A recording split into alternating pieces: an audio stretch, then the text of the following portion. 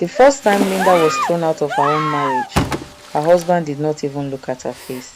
He stood by the door with his arms folded while his mother counted her clothes out loud like she was counting debt. And the girl who was about to replace her was already inside the parlor, ironing his white shirt for church on Sunday. The rain was very heavy that evening in Wari, and the small nylon bag that held 7 years of her life landed in the mud with a splash. Neighbors pretended not to watch from their windows on Jakpa Road, but their curtains moved. The worst part was that Linda still loved the man who had sent her away. She loved him with the kind of foolish, faithful love that survives insult, hunger, shame, and keeps hoping that one good day will wipe away 7 bad years. But that day, as thunder rolled above the roofs and the gate slammed behind her, Linda did not know that the life they said was over had not even truly begun. She did not know that the same womb they mocked in daylight was already carrying a secret that would one day silence an entire street. If you are new here, please like, subscribe to my channel, watch this story to the very end, and comment where you are listening from before you share your thoughts. Now let me tell you how a woman they called Barren came back with the very children they said she could never have. 7 years earlier, Linda had entered that same compound wearing a cream dress, small pearl earrings, and a smile so bright that even the old women outside had nodded with approval. She was 24 then, soft-spoken, educated, and full of careful dreams. She came from a modest family in Asaba, the second daughter of a retired school teacher and a church caterer. She was not rich, but she had good manners, good sense, and a heart that wanted peace more than luxury. Her husband, Kelechi, had looked very different in those days. Before bitterness hardened his face, he had been charming. He worked in a phone accessories shop near Ring Road and spoke with the smooth confidence of a man who believed he would soon own half the city. He sent Linda long messages. He waited for her after choir practice. He told her she was the answer to his prayers. Even his mother, Mama Kelechi, had smiled warmly during their introduction, holding Linda's hand and calling her my daughter. The first year of marriage almost made that belief feel true. They lived in a rented flat at the back of Kelechi's family compound, not large, but decent enough. Linda decorated their room with simple curtains she sewed herself. She cooked pepper soup when Kelechi was tired. She learned how he liked his tea, how he hated noisy mornings, how he laughed hardest when he forgot to be proud. At night, they whispered about the future. 2 children, maybe 3, a better apartment, a shop of their own, peace, respect, a home full of laughter. By the second year, the questions began. It started gently. Aunties at weddings would tap her shoulder and ask when she would carry her own baby. Women in church would smile too hard and say they were praying for fruit of the womb. Mama Kelechi began bringing herbs from one woman and prayer oil from another. At first, Linda accepted everything with humility. She drank bitter mixtures that made her stomach turn. She attended night vigils. She fasted. She smiled whenever anyone asked, even when shame had already started growing under her skin. Kelechi also smiled in public, but Linda noticed the change in private. He became quieter when he saw fathers carrying children on their shoulders. He started counting months out loud. Sometimes he would lie on the bed and stare at the ceiling after they had made love, saying nothing. A silence entered their marriage and sat between them like an unwelcome guest. In the third year, Mama Kelechi stopped pretending. "You are too calm for a woman in your condition," she told Linda one morning in the kitchen. "If I were you, I would be crying blood before God." Linda stood there washing ugu leaves, her fingers trembling in the basin. "Mama, I am praying." "Then pray harder," the older woman snapped. "My son cannot marry a dry tree." That was the first time Linda heard that phrase, dry tree. She went for tests at a clinic on Akpakpava Road. Kelechi followed her the first time, then stopped coming. The doctor, a patient woman named Dr. Efe, said nothing alarming showed in Linda's results, and advised that Kelechi should also do some tests. Linda carried that message home carefully. Kelechi's face darkened before she even finished speaking. "So now I am the problem?" he asked. "I didn't say that," Linda said quickly. "The doctor just said both of us should check." He laughed, but there was no humor in it. "Tell your doctor to face women's matters. I am not the one with the empty womb." That night, he slept with his back to her. From then on, every month became a trial. Linda learned to read disappointment in the smallest things. The way Kelechi dropped his keys, the way his mother banged pots, the way relatives went silent when she entered a room. Some advised her to visit special prayer houses. Some whispered that perhaps she had offended a woman before marriage. Some suggested a second wife in tones so casual it felt like they were discussing paints for a wall. She stayed because she loved Kelechi. She stayed because her own mother had taught her that marriage needed patience. She stayed because living would feel like accepting a name she did not believe belonged to her. Most of all, she stayed because deep inside, she still believed one miracle could fix everything. There were moments, small and rare, when hope returned. Sometimes Kelechi softened. He would buy roasted corn on his way back from work and hand it to her without words. Once, after seeing her cry in the bathroom, he held her and said, "It will happen. Don't think too much." Linda remembered that sentence for months. By the fifth year, Kelechi had changed completely. His business was not growing the way he expected, and his frustration made him cruel. He came home angry. He complained about salt, soup, power cuts, traffic, anything. Linda became the nearest place to pour pain. He never beat her often, but words can bruise deeper than hands. "What exactly are you useful for?" he asked one evening, after an argument over money. "No child, no profit, only tears." Linda stood there in silence, holding the tray she had brought him. She wanted to speak, to remind him of all the meals, the washing, the support, the prayers, the years she had poured into his life. But pain sat heavy in her throat. No answer came. His mother answered for him from across the room. "She came with empty luck," Mama Kelechi muttered. Some women carry darkness into a house. After that, Linda stopped laughing freely. Her closest comfort came from two people, her younger sister, Bisi, and her friend, Ngozi, who sold fabrics in the market. Bisi called often from Asaba and begged Linda to visit, but Linda always said maybe next month. Ngozi, sharper and bolder, told her the truth nobody else said. "These people are breaking you slowly," Ngozi said one Saturday as they sat in her stall after market hours. "A woman is not a machine for producing babies. Why are you carrying all the blame alone?" Linda stared at a roll of blue lace. "Because if I fight every day, my marriage will die." Ngozi looked at her for a long moment. "My sister, something can be dead and still be standing." Linda tried to laugh, but tears rushed into her eyes instead. The sixth year brought a new humiliation. Mama Kelechi began introducing Linda to spiritual healers. One tied a red cloth around her waist and told her not to remove it for 21 days. Another rubbed black soap into her palms and made her kneel in front of a candle. A third asked strange questions about dreams, old boyfriends, and dead relatives.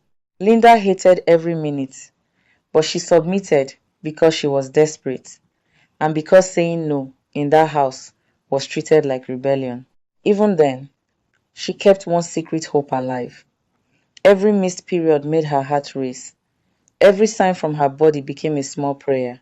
But the bleeding always came, and with it came another month of disappointment.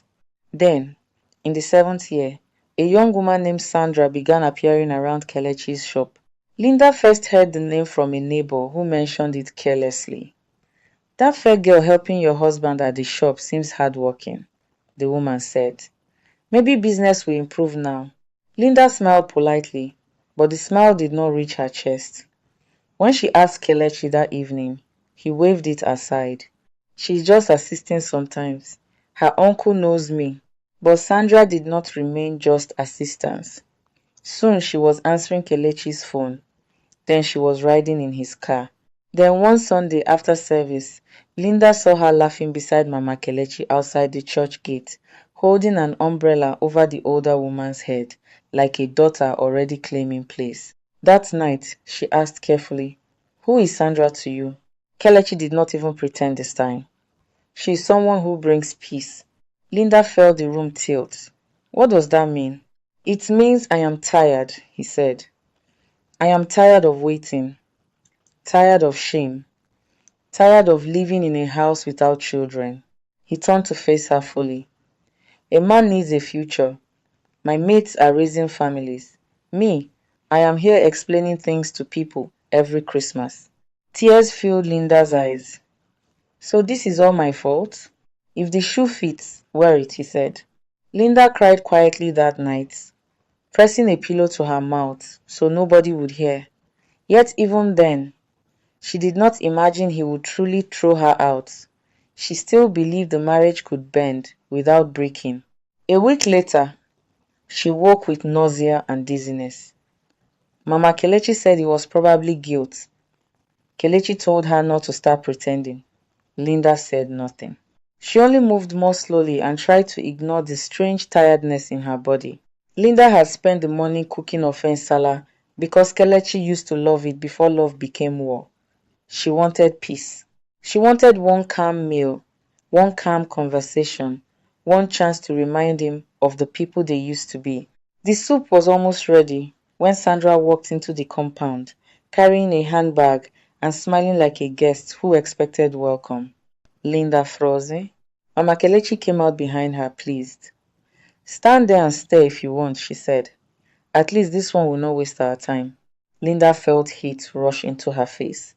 "Mama, what is this?" Before anyone answered, Kelechi entered through the gate. He looked from Sandra to Linda and did not show even one grain of shame. "I told you I was tired." Linda's voice shook. "You are bringing another woman here, into this house, while I am still your wife?" Kelechi shrugged. "A house without children is not complete." Linda stared at him, unable to believe what she was hearing. "After everything, after all these years, you won't even test yourself, but you have judged me and finished my life?" Sandra shifted uncomfortably, but Mama Kelechi stepped forward at once. "Do not raise your voice here. This is my son's house." Linda turned to Kelechi with tears streaming down her cheeks. "Say something. Tell her this is madness." And Kelechi said the words that would cut her open for years. "Pack your things and leave." The world went silent. Even the boiling soup seemed to stop breathing.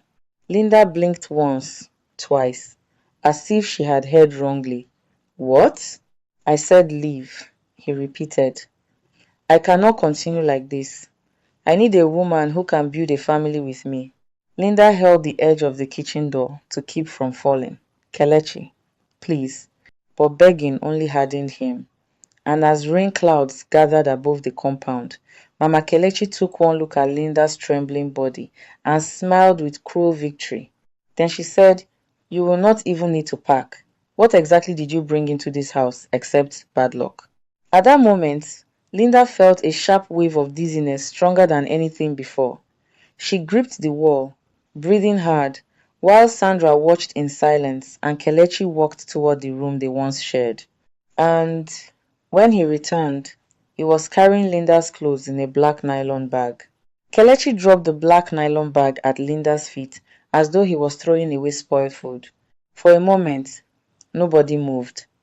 Rain tapped softly at the zinc roof. The soup in the kitchen began to boil over, hissing against the fire, but no one cared. Linda stared at the bag, then at her husband, then at the younger woman standing under his mother's protection. Everything inside her was shaking, yet the whole compound looked strangely calm, almost practiced. She bent slowly and picked up the bag. It was lighter than the years she had carried in that house. "You cannot do this," she whispered. Kelechi folded his arms. "I already did." Linda looked at Sandra. The girl could not hold her eyes for long. She dropped her gaze to the wet floor, clutching her handbag tighter. That small sign of discomfort only made the scene more painful. Linda turned to Mama Kelechi. After 7 years, this is what I deserve from you. The older woman clicked her tongue. Stop acting like a martyr. If a woman fails in her duty, she must make room for another. I did not fail, Linda said, and for the first time her voice rose. I cooked, I cleaned, I respected you, I prayed, I stood by your son, I did everything. And where are the children? Mama Kelechi shot back. The question landed like a stone in Linda's chest. Her fingers tightened around the nylon bag. Her body felt weak again, so weak that the courtyard seemed to blur. She wanted to scream, to break plates, to ask the whole street if marriage had become a prison where one accusation could erase a woman's life. But she knew what would happen if she gave them that show. They would call her mad. So she lifted her chin and walked toward the gate. No one stopped her. Not Kelechi, not his mother, not the woman waiting to take her place. The gate opened with a dry cry. Then the light rain met her face. Linda stepped into the street with one bag and no plan. People saw her. Of course they saw her. The woman frying akara at the junction paused in the middle of turning a bean cake. Two schoolboys whispered near a packed keke. An elderly neighbor under a veranda shook her head with the sad excitement people wear when tragedy does not belong to them. Linda kept walking. She did not know where she was going. Her mind only repeated one sentence over and over. Don't fall, don't fall, don't fall. Her sister Bisi was in Asaba. Her parents were old and already burdened. Ngozi's shop would still be open, but the market was far, and Linda's legs felt like they were full of sand. She walked past a pharmacy, past a betting shop, past a church banner promising divine increase, until the street bent toward a small bus stop lined with cracked cement benches. That was where her strength ended.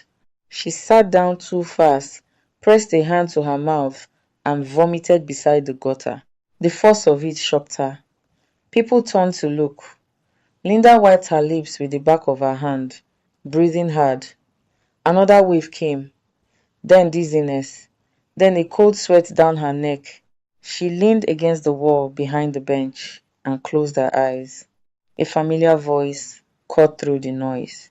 Linda. She opened her eyes and saw Ngozi hurrying toward her with two shopping bags and pure alarm on her face. My God, Ngozi said, dropping the bags at once. What happened to you? Linda tried to answer, but tears came before words. Ngozi knelt in front of her, touched her shoulder, and understood enough from the bag, the wet face, the broken wrapper. They sent you out, Ngozi said quietly. Linda nodded once. Ngozi's expression changed from shock to fury. Animals. She helped Linda stand, gathered the bag and her own purchases, then waved down a keke. Linda did not argue. By then she was moving only because another person was moving her. The ride to Ngozi's place felt endless. Potholes jolted through her bones. Petrol fumes mixed with rain smell. Ngozi lived in a one-room apartment behind her aunt's provision store. Not spacious, but clean and warm. She sat Linda on the bed, brought water, wiped her face with a small towel, and waited. It took nearly 10 minutes before Linda could speak clearly. He brought her home, Linda said at last, staring at the floor, in front of me. His mother stood there. They said I had failed. He told me to leave. Ngozi's jaw tightened. And you left because staying there one more second would have killed you. Linda let out a weak laugh that turned into sobbing. Ngozi, I did everything right. I tried so hard. I know. I prayed. I know. I went to hospitals. I drank all those terrible herbs. I let strangers speak to me like I was cursed. I kept begging him to test himself. He refused. Still I stayed. What more was I supposed to do? Ngozi sat beside her. and pulled her into a firm embrace. Nothing. You hear me? Nothing more. They took your goodness and used it against you. Linda cried until her chest ached. That night, Ngozi made light pap, but Linda could barely swallow it. Her stomach turned, her head pounded. Sleep came in broken pieces, full of old memories and sharp voices. By morning, the nausea was worse. Ngozi watched her throw up again and narrowed her eyes. How long has this been happening? Just recently, Linda muttered. When last did you see your period? Linda frowned. Her mind was too tired to think clearly. Then she counted backward, slowly, using church Sundays and market days, and her heart missed a beat. I'm not sure. Ngozi said nothing for a moment. Then she stood. Get up. We're going to the clinic. Linda resisted at first. Another clinic, another test, another result to carry home like shame. But Ngozi did not allow excuses. Within an hour, they were seated in a small private clinic run by a doctor named Mrs. Ojo, a calm middle-aged woman with kind eyes. The room smelled of antiseptic and old files. Linda sat on the edge of the chair with both palms pressed together. She could hear her own breathing. Mrs. Ojo asked a few questions, wrote notes, then requested a test. The wait lasted less than 15 minutes, but to Linda, it felt like a life measured in fear. When the doctor returned, she was smiling. Congratulations, she said. Linda blinked. Sorry? You are pregnant. The words entered the room and seemed to hover there, bright and impossible. Ngozi gasped first. Pregnant? Mrs. Ojo nodded. Yes, a little over 2 months. From what we can tell, we'll do a scan soon to confirm progress properly, but the result is positive.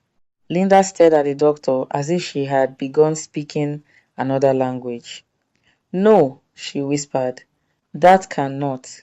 Are you sure? The doctor's smile softened. Very sure. Linda's mouth opened, but no sound came out. Tears spilled down her cheeks, silent and stunned. Her hands began to shake so badly that Ngozi held them. Pregnant. The word hit her in waves. Pregnant when she was insulted. Pregnant when they mocked her. Pregnant when another woman was brought into her home. Pregnant when her husband threw her out with a nylon bag. Linda bent forward and covered her face as a broken cry escaped her. It was not the cry of grief alone. It was shock, relief, pain, anger, vindication, all colliding at once inside a body that had been carrying a miracle without knowing it. Ngozi was crying too now. Do you see? Do you see what they did to you? Mrs. Ojo, sensing a larger wound, gave them privacy for a moment. Linda wiped her face and looked up. I need to tell him. Ngozi turned sharply. No. He needs to know. He needed to know how to be a decent man before now. Linda swallowed. It is his child. Ngozi's voice dropped, hard and steady. And you are its mother. If you go there now, what do you think they will do? Mama Kelechi will claim the pregnancy as proof that prayer in her house worked. Kelechi will pretend he did nothing. Sandra will become the side story. And you, after all this pain, will return to the same prison because of one positive test. Linda looked away because every word hurt, precisely because it felt possible. Still, part of her wanted to run back to place the result on the table, to watch Kelechi's face crack open with shame. But beneath that fantasy was fear. What if they denied her? What if they seized control? What if the little life inside her became another excuse to own her? Mrs. Ojo returned and spoke gently about food, rest, medication, and the need for peace. Stress is not good for you, she said. You need a safe environment. Safe! Linda almost laughed. The word sounded rich. On the ride back to Ngozi's apartment, Linda held the folded test paper like it could dissolve if she breathed too hard. She stared at passing buildings and thought of all the nights she had cried on her bed while life was already quietly growing inside her. When they reached home, Bisi called. Linda had avoided her sister's calls the previous day, but now Ngozi answered and handed over the phone without warning. The moment Linda heard Bisi's voice, she started crying again. Linda, what is it? Talk to me. Through tears, pauses, and broken breaths, Linda told her everything: the insults, the other woman, the bag, the clinic, the pregnancy. There was a long silence on the line. Then Bisi said in a trembling voice, "Come home." Linda closed her eyes. "I don't want to burden Daddy and Mommy." "You are not a burden. You are their child. Come home before those wicked people hear anything and start acting." Their father also spoke, his voice older and softer than she remembered. "My daughter, no shame follows you into this house. Come." Those words broke something open in her.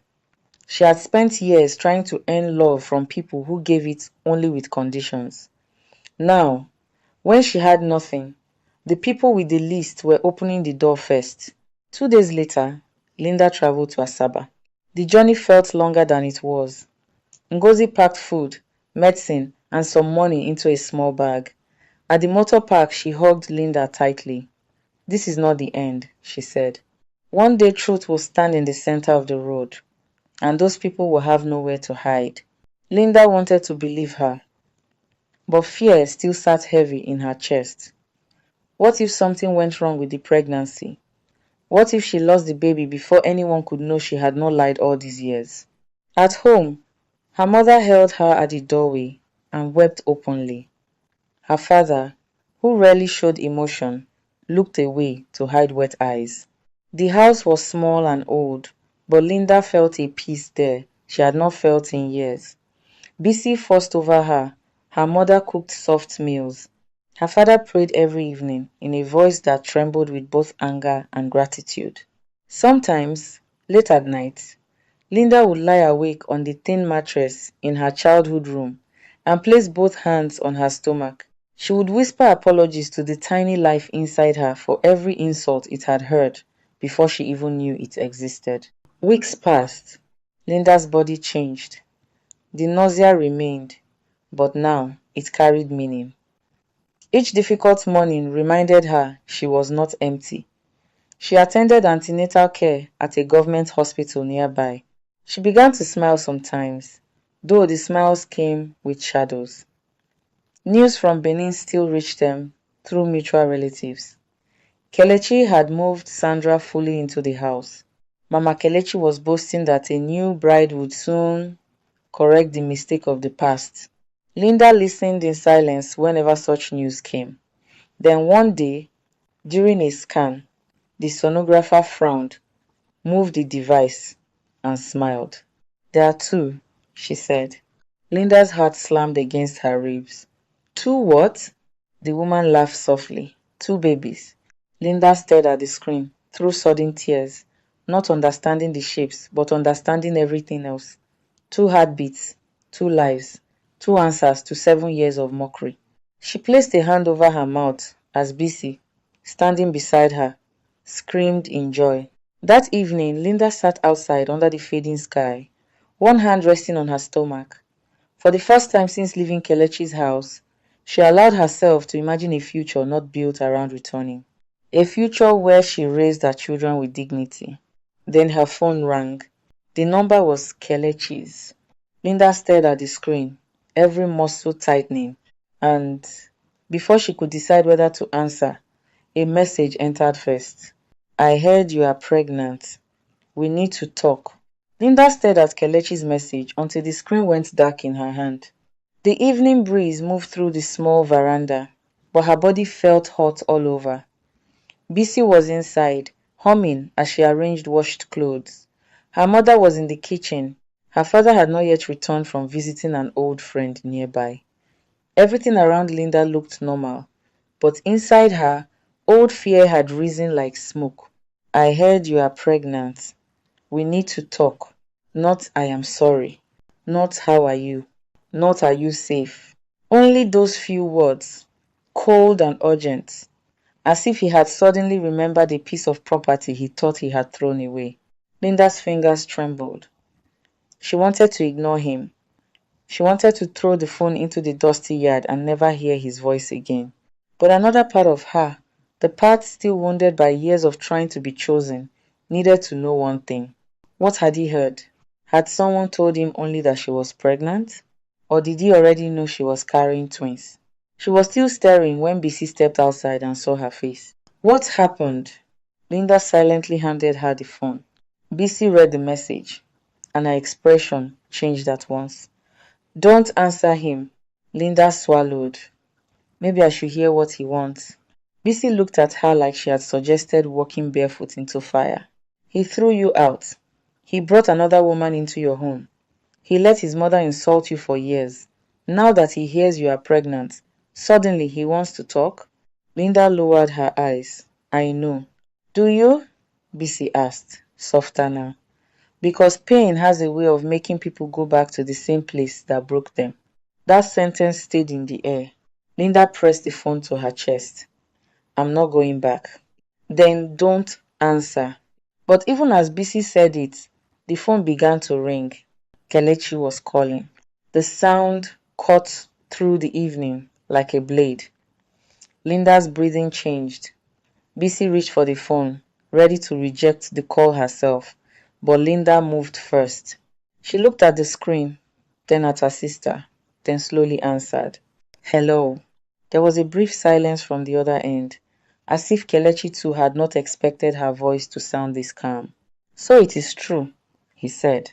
Linda closed her eyes. The same voice, the same controlled arrogance. Yet now it sounded smaller somehow, less powerful than it used to. What is true? She asked. That you are pregnant. Linda said nothing. Why didn't you tell me? He demanded. The question was so shameless that for a second she almost laughed. Tell you? Yes, tell me. I am your husband. The words struck her like insults layered over insults. Linda stood slowly from the bench. Your wife? The same wife you sent away in the rain with a nylon bag. His tone sharpened. Don't start that emotional drama. I did what I did because I thought there was no future. If you knew you were pregnant, you should have said something. I did not know, Linda said, each word clipped and steady. I found out after you threw me out. Silence again. Then Kelechi asked the question beneath all the others. How far? Linda's grip tightened around the phone. Why do you want to know? Because the child is mine. The child, not you, not us, not I'm sorry. Only claim. Linda's voice went cold. Now you remember. Linda, don't be difficult. At that, something hardened in her. Difficult? For 7 years, I carried blame alone because you refused to test yourself.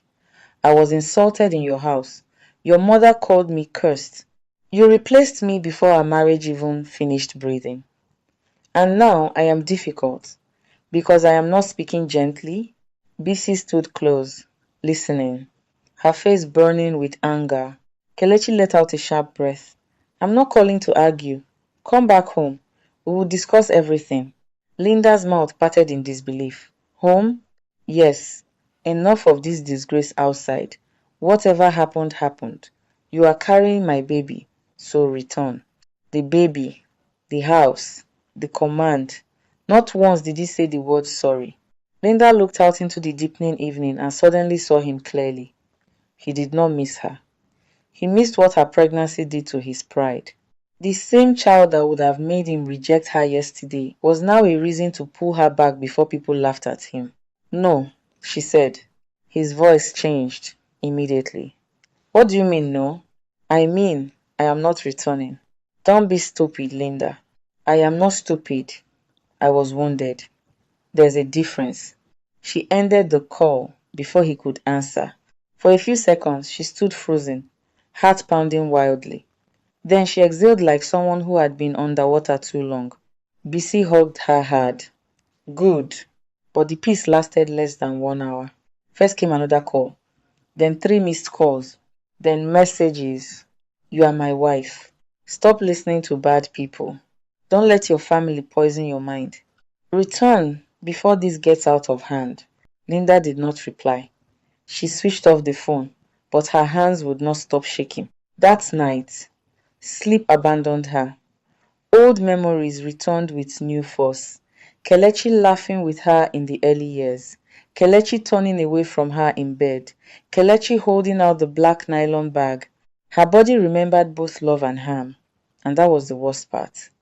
Betrayal from a stranger hurts, but betrayal from the person who once felt like shelter can make a person doubt even their own tears. The next morning brought fresh trouble. A distant aunt called Linda's mother, and after the normal greetings, delivered the news with the excitement of someone carrying gossip, disguised as concern. People are talking in Benin, the woman said loudly enough for Linda to hear from the next room. They say Linda is pregnant after leaving her husband's house. Some are asking questions. Her mother's face darkened. What questions? You know how people are, they're saying maybe she had another man. Linda, standing by the doorway, felt the words like dirty water on her skin. Her mother answered with a firmness Linda had not had in years. My daughter will not be judged by fools. Let those asking questions first ask why her husband refused to test himself for 7 years. Still, the damage lingered. That was how society worked. A woman could suffer in public for years and be ignored. But once her story changed, everyone suddenly became an investigator. By afternoon, two more calls came, this time from Kelechi's relatives. One spoke sweetly, calling Linda daughter and saying marriage always had storms. Another claimed Mama Kelechi had only acted out of pain. A third hinted that if Linda stayed away too long, people would say the pregnancy belonged to someone else. That was the moment her father took the phone. He stood in the middle of the sitting room, shoulders straight, voice low and dangerous. Listen carefully. My daughter came to this house broken. None of you came to ask how she survived. Now that she carries a child, all of you have suddenly found your tongues. If any of you call here again to threaten or manipulate her, I will answer you with the truth you are trying to hide. He ended the call and handed the phone back. Linda nearly cried. Her father looked at her with a softness that undid her.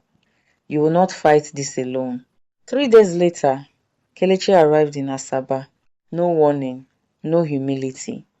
He came in a borrowed car and expensive sunglasses, as if appearance could repair character. Linda was washing a small bowl in the courtyard when she heard his voice at the gate.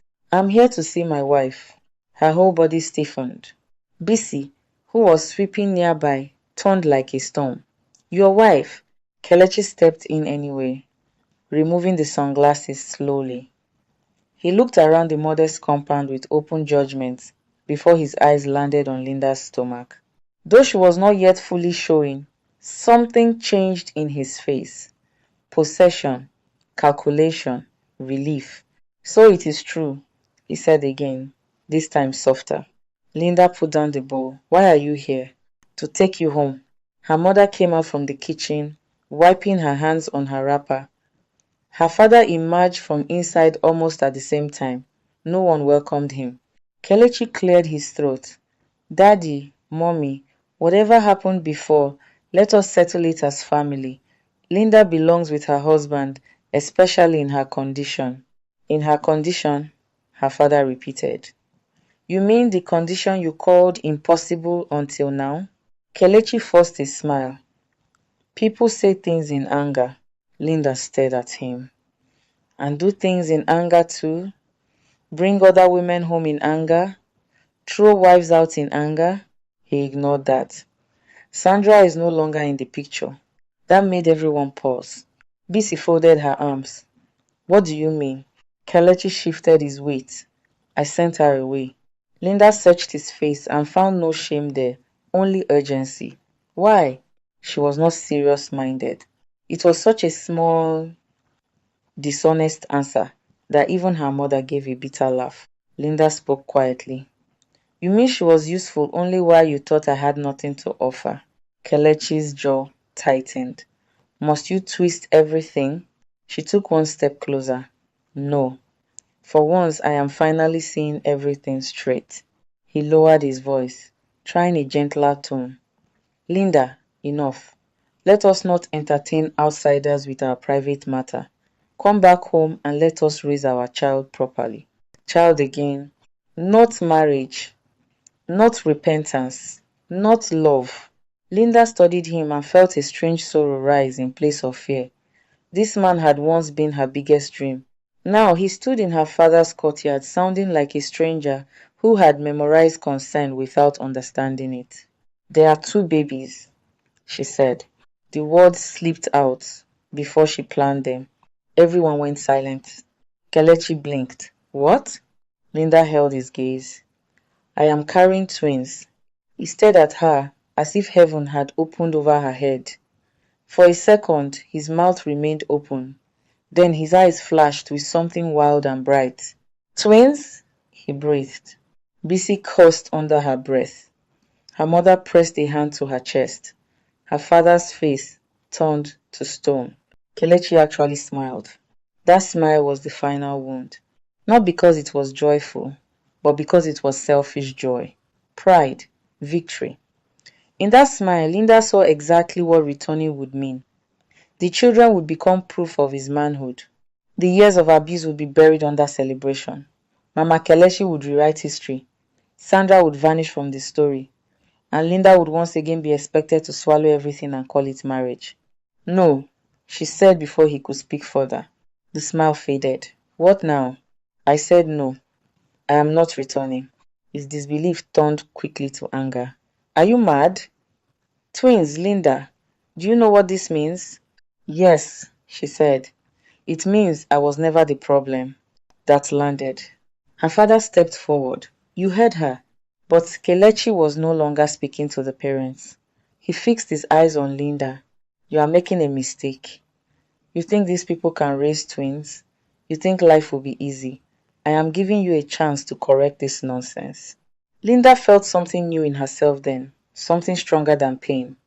It was dignity. Slow-grown, hard-earned dignity. You are not giving me anything, she said. You lost the right to decide for me the day you threw me away. His voice rose. I am still your husband. No, Linda answered. You are the man who failed to protect his wife. The courtyard went still. Kelechi looked at her for a long moment, breathing hard. Then he laughed once, but there was no humor in it. So this is what your family has taught you? Pride. No, her mother said sharply. We taught her worth. For the first time, Kelechi seemed unsure. He had come expecting tears, pleading, softness. He had found a woman who had crossed through humiliation and come out clearer than before. He put the sunglasses back on with shaking fingers. Fine, let us see how long this strength lasts. He turned and walked toward the gate. Linda thought it was over. Then he stopped without facing them and said, My mother will not accept this insult quietly. He left. The warning sat in the compound long after the sound of the car faded. That evening, Linda could not eat much. The babies shifted faintly inside her, or perhaps she only imagined it. Her father locked the gate earlier than usual. Her mother prayed in the sitting room with unusual intensity. Bisi kept looking out through the curtain. Around 9 o'clock, a stone hit the zinc roof. Then another, then a voice from outside shouted, A barren woman can never hide shame. Linda froze. Bisi rushed to the window, but her father pulled her back. More stones struck the roof. Someone laughed outside the gate. Someone else hissed insults into the dark. The attack lasted less than 2 minutes, but it felt endless. When silence finally returned, Linda sat down slowly, both hands on her stomach, her whole body trembling. And in that terrible quiet, her mother whispered the thought none of them wanted to say aloud. This is only the beginning.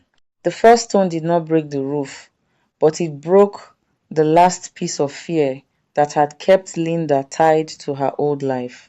She sat on the edge of the bed that night with both hands over her stomach, listening to the silence after the attack, and something inside her changed. Until then, part of her had still been living like a chaste woman.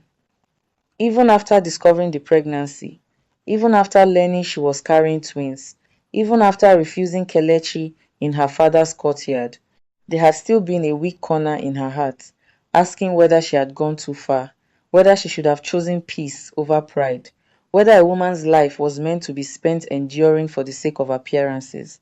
But as she sat there in the dark, hearing her mother weep softly in the next room and her father checking the logs for the third time, Linda understood a hard truth.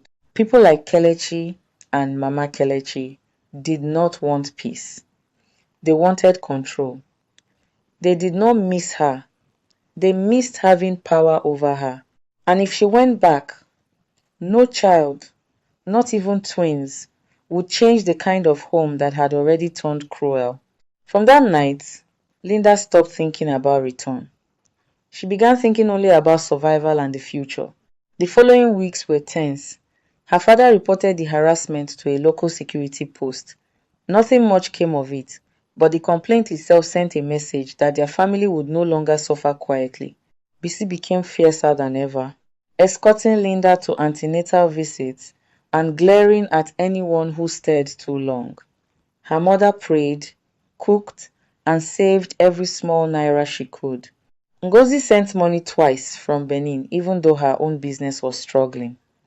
Mrs. Ojo, the doctor who had first confirmed the pregnancy, called to check on her from time to time. Slowly, Linda began to understand that while one family had rejected her, another circle had formed around her out of love. Then came another twist. One hot afternoon, a woman arrived at their gate wearing sunglasses, jeans, and a stiff expression. It was Sandra. Linda almost dropped the cup she was holding. Bisi stood at once. What are you doing here? Sandra removed the sunglasses slowly. Up close, she looked different from the polished woman who had entered Kelechi's house with confidence. She was thinner. Her eyes were tired. Pride still stood in her posture, but it looked cracked now. I did not come to fight, Sandra said. No, Bisi shot back, because that would be very foolish. Sandra looked at Linda, not Bisi.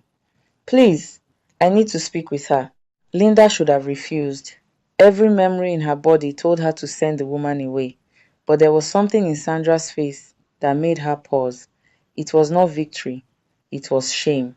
They sat outside under the small shade in the yard, while Bisi remained close, arms folded. For a few seconds, Sandra could not speak.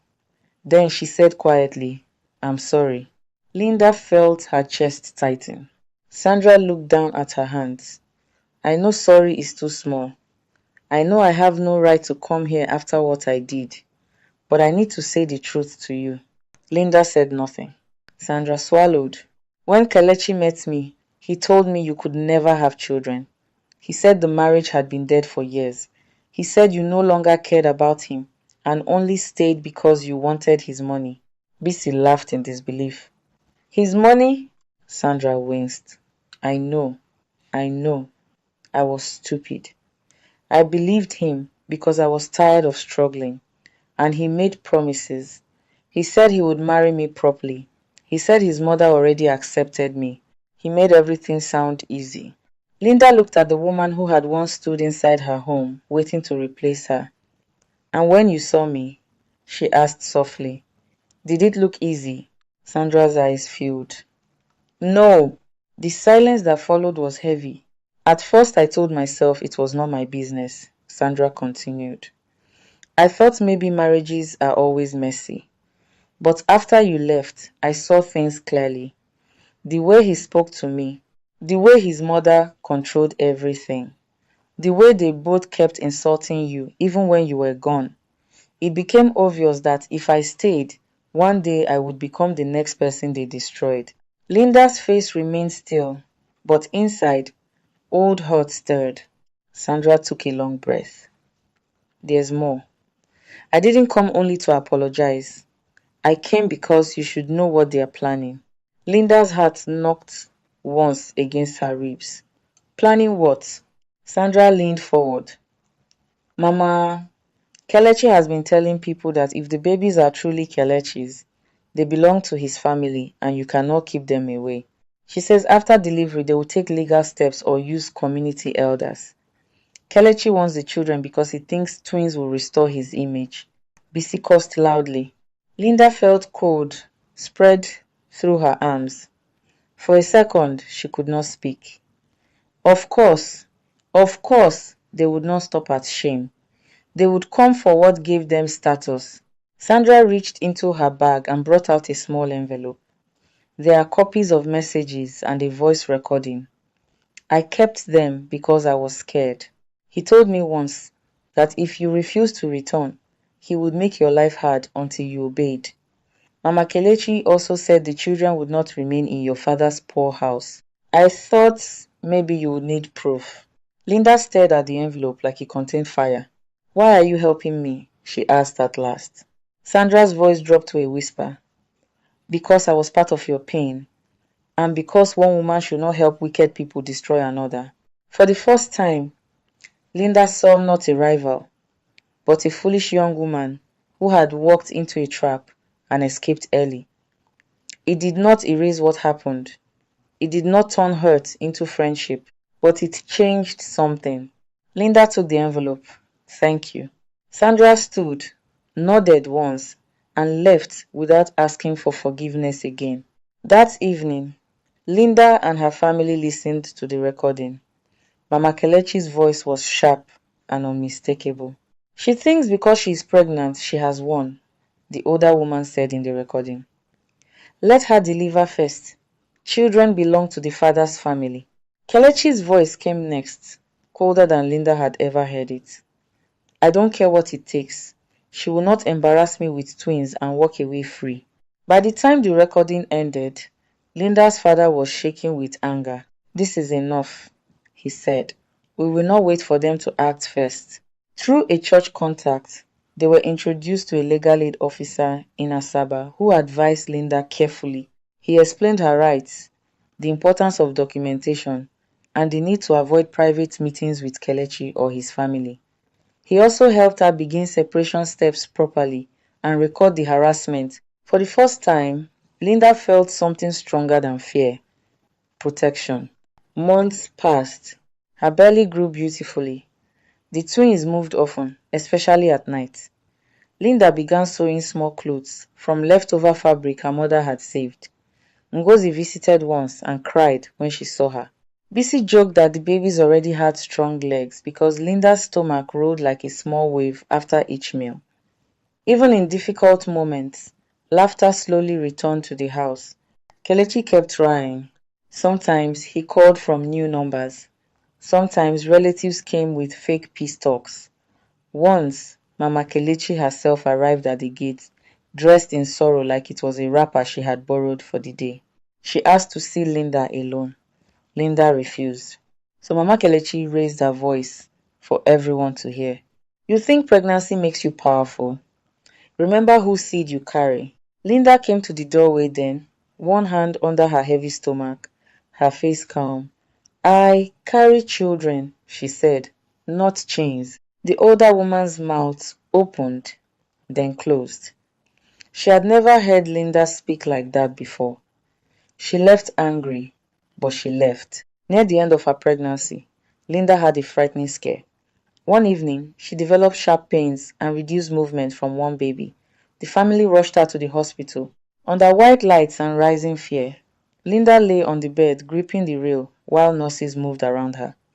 Memories crashed into her. 7 years of insult, the rain, the black nylon bag, the message from Kelechi. The stones on the roof, Sandra's warning. Everything had brought her here. Please, she whispered to God, tears running into her ears. Not after all this. Please let them leave. After tense minutes that felt like a lifetime, the doctor smiled gently. One baby had shifted awkwardly, causing pain, but both heartbeats were strong. Linda cried with relief until she could hardly breathe. 2 weeks later, labor began. It started before dawn, with a tight pain that made her sit upright in bed. By sunrise, the contractions were closer. By mid-morning, she was in the maternity ward, sweating. gripping Bissie's hand so hard. Bissie later joked her fingers were still recovering. Labor was long, brutal, and humbling. Linda screamed. She cried. She begged for strength. At one point, she thought she could not continue. But every time she wanted to collapse, a voice inside reminded her that she had already survived worse. Pain with purpose was different from pain without mercy. Hours later, the first baby came with a loud, beautiful cry. A boy, the nurse announced. Linda barely had time to breathe before another wave tore through her. Then the second cry came. A girl. Twins. Linda lay back, shaking and soaked in tears, as the nurses placed the babies near her face, one after the other. A son with strong lungs, a daughter with tiny curled fingers. The room blurred. She kissed both foreheads and sobbed. Not because she had won against Kelechi, not because the village would now change its mouth, not because her name was cleared. She cried because life had come out of so much death. Her mother fell to her knees beside the bed, praising God. Her father stood at the corner with wet cheeks and tried to pretend he was only wiping sweat. Bissie laughed and cried together like a person losing her mind from joy. Ngozi, called on video, screamed so loudly nurses laughed. Linda named the boy David because he came through battle. She named the girl Dara because she was beautiful Mercy. News spread quickly. By evening, phones were ringing non-stop. The same people who once asked cruel questions were now suddenly full of congratulations. Some wanted to visit. Some said they had always believed in her. Some even called the twins a miracle of the family. Linda listened to all this with quiet eyes. 3 days later, the real confrontation came. She had just been discharged and was resting at home when a black SUV stopped outside the gate. Kelechi stepped out first. Mama Kelechi followed. Two elders from his side came with them, dressed in white and carrying seriousness like authority. Linda's father saw them and called everyone to the sitting room. Linda entered slowly with baby Dara in her arms, while her mother held David. Bissie remained by the door, ready for anything. One elder cleared his throat. We have come in peace to discuss the children. Linda sat down without inviting them to continue. Kelechi looked at the babies with open hunger. The kind men feel when they see legacy rather than life. They are my children, he said. Linda met his eyes. They are mine too. Mama Kelechi leaned forward. No one is denying that. But children belong to the father's lineage. It is time to stop this stubbornness and return home. The old Linda might have shaken. The old Linda might have cried. This Linda only adjusted the baby in her arms and spoke clearly. There is no home there for me. One elder raised a calming hand. My daughter, anger should not separate children from their roots. Linda nodded once. I agree. That is why I documented every insult, every threat, every act of harassment from your son and his mother. That is why a legal process has already begun. That is why I have recordings. The room changed. Kelechi's face drained. Mama Kelechi sat back. Linda continued, still calm. You threw me out while I was pregnant. You replaced me before my shadow left your compound. You tried to force me back only after hearing about the babies. You sent people to shame my family. You threatened to take my children. If you wanted roots, you should have watered the marriage when it was alive. No one interrupted her. She turned to the elders. I will never stop these children from knowing truth, but I will stop anyone from using them to continue abuse. Kelechi's voice cracked. Linda, don't do this in front of elders. In front of who should I do it? She asked. For years I cried behind doors. Today I will speak where people can hear. Mama Kelechi began to protest, but one of the elders silenced her with a look. The older man turned to Kelechi slowly. Is it true, he asked, that you sent this woman away before knowing she was pregnant? Kelechi said nothing. Is it true, the elder continued, that you brought another woman into your house while still married? Silence again. The elder's disappointment was heavy. Then bow your head. And for the first time since Linda had known that family, Kelechi lowered his eyes, not in remorse, not fully, but in shame. Mama Kelechi tried to speak once more, but the second elder stopped her too. Enough, he said. You have disgraced yourselves. The visit ended without victory for them. They left quieter than they came. As the gate shut behind their car, Linda looked down at her twins and felt no need to celebrate. Some endings are not loud. Some justice arrives like deep breaths after long drowning. 1 year later, Linda was no longer hiding in anyone's shadow. With help from Gozi and a small loan arranged through a women's cooperative, she started a baby clothing and fabric business online from Asaba. Her neat taste and honest service drew customers quickly. BC helped with social media. Ngozi supplied fabrics from Benin. Her mother stitched simple designs. What began at a small table grew into a proper shop space near a busy road. People who once pitied her now called her strong. One Saturday afternoon, as Linda arranged tiny dresses on a rack, a customer walked in, admired the twins playing on a mat, and smiled. You have beautiful children, the woman said. Linda smiled back. Thank you. Outside, traffic moved. A keke horn sounded. Somewhere nearby, a woman laughed. The city was alive, ordinary, forward moving. Linda looked at David and Dara, then at the life she had built from pain, and understood something simple and powerful. They had sent her away to end her story. But the road they pushed her onto had carried her straight into herself. The woman they called Barren had returned with twins. Not to beg, not to prove, not to be chosen again. She returned only long enough for truth to stand in the light. And after that, she kept walking.